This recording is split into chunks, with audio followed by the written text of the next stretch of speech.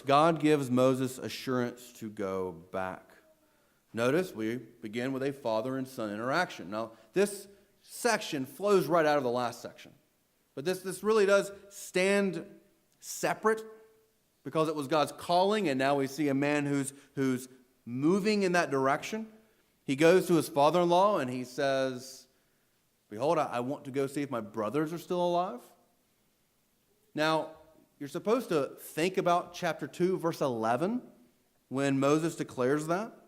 You're supposed to think about when he first went out to see his brothers in slavery, and that's when he first went out seeking to deliver them, kills an Egyptian, and then has to flee afterwards. There's an allusion there that he's going to see his brothers. He also calls them his brothers. That is significant. He knows the people in Midian are not his people. The people in Egypt are his brothers. We also see that he's not really forthright with his father-in-law, is he? He doesn't really say, "God appeared to me in a burning bush, told me to go tell the most powerful man in the world, I'm going to take his workforce out of his nation." You can kind of see why he doesn't go into all the detail with his father-in-law. First, Moses, as I said before, he hasn't clearly submitted to God. He didn't walk the aisle to "I surrender all."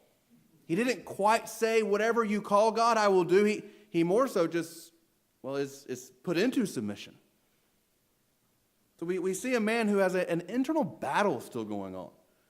It would also be very hard to explain to your father-in-law, "I want to take your daughter and your grandchildren, go back to Egypt and go to spiritual battle with Pharaoh." So while he isn't forthright, I think we should be somewhat sensitive about what he doesn't say. Jethro sends him away, very simple, "Go in peace."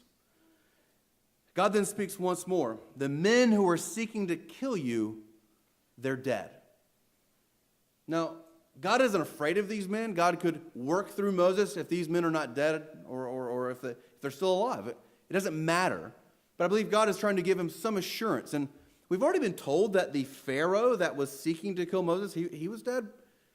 I wonder if in this group of people that God is referring to, if he's talking about the Israelites who were seeking to kill Moses. Remember, he was betrayed by Israelites.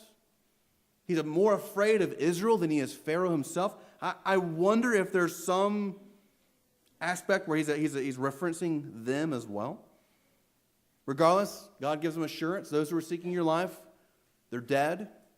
But you are going to tell Pharaoh that you're going to kill his firstborn son later. But it's not as if there's fear removed from this task. He takes the staff of God in his hand. He goes trusting in the power of God. He goes armed with the power that God has given to him.